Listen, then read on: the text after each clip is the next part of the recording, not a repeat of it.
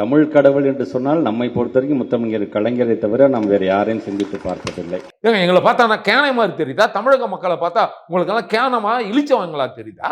தமிழ் கடவுள்னா முருகனை தான் சொல்லுவாங்க. ஒரு அமைச்சர் கருணாநிதினு சொல்றாரு சார். தமிழ் கடவுளே தெரியாதவரெல்லாம் அமைச்சர் ஆயிடுறாங்க சார். சார் அவர் நல்ல வேலை உயிரோடு இல்லை. பகுத்தறிவு சுயமரியாதை பேசிய திரு கருணாநிதி தமிழ் கடவுள்னா அப்ப நாங்களாம் யாரு? அவர் எப்படி சார் தமிழ் கடவுள் ஆக முடியும்? சார் நீங்க அவரு பிறந்த ஊருன்னு சொல்லி ஓங்கல்ல அவருக்கு பேனர் வச்சாங்க.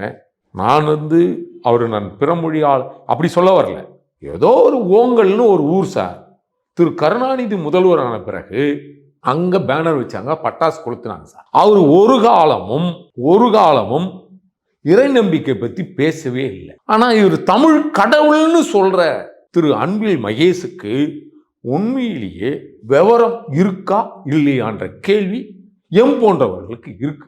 அப்ப தமிழர்களை பத்தி அவருடைய கணக்கு என்னதான் நினைச்சிட்டு இருக்காரு அவரு? இவரை போய் தமிழ் கடவுள்ன்றாரு. கனிமொழி இருக்காங்கல்ல, அவங்கெல்லாம் சுயமரியாதைன்னு பேசி பெரியார் விருது வாங்கினாங்க சார். சார் அந்த அம்மாவுக்கு கற்பூரம் ஆர்த்தி எடுக்கிறாங்க சார். அவங்க ரொம்ப சந்தோஷமா பூரிப்பு அடையிறாங்க சார். கற்பூரம் காட்டினாலும் அப்படியே ஏத்துக்கிறது குடும்பத்தில் சாமி கும்பிட்றது, வீட்டில் நல்லா சாமி கும்பிட்டுறது, வெளியில் வந்தால் திருநூறு வச்சா அழைச்சிடுறது. அதெல்லாம் நடிப்பு சார், நடிப்பு. நம்புங்க. நீங்கள் ஒரு விஷயத்தை எடுக்கணும்னா முதல்ல வீட்டில் உங்கள் கொள்கையை சொல்லணும். வீட்டில் இருக்கிறவங்கள உங்கள் கொள்கைக்கு மாற்றணும்.